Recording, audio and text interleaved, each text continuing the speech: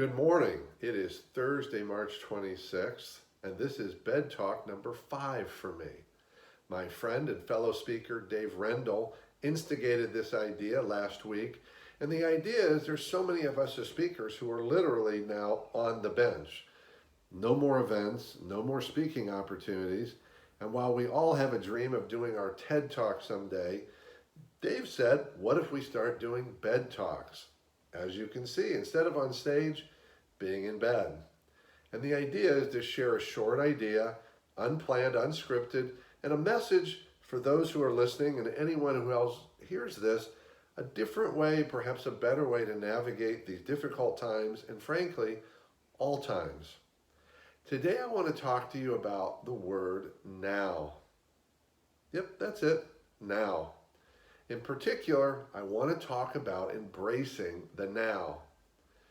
I don't know about you, but I want you to think back about a month and think about all the things you talked about doing a month ago that you put off until later.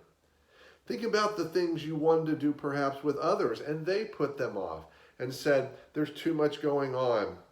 There's too much activity. Let's do it later. Think about the business meeting that you wanted to have a month ago and either you or the other person said, you know what, a lot going on right now, let's meet at the end of March or early April. Think about the things you wanted to do with your family or your friends that's saying, hey, we ought to get together soon. Let's grab a drink sometime. You know, things are pretty crazy right now. Let's put it out 3 or 4 weeks. I've always had a sense of urgency because I know how important it is, but this time right now has really taught me the lesson to embrace the now, to do it now. Because most of those things that we put off, we now can't do. Yes, we can do some of them a little different. We can do things, I'm doing a lot of Zoom calls right now, which by the way are even better than phone calls. And I'm doing some virtual happy hours. I was on one last Friday. I'm attending one tonight that I'm hosting. So we can replicate some things, but a lot of the things we used to do, right now, we literally cannot do them. I can't go to the beach right now. The beaches are closed. And I think about how many times I thought, I want to go to the beach, but there's a lot going on. And the coronavirus has put a sudden stop to a lot of our doing. And while it allows us to slow down a bit, and something we can learn from that, my hope is one thing we learn from the coronavirus and all of these challenging times is a sense of urgency. And if something is important to us, do it now.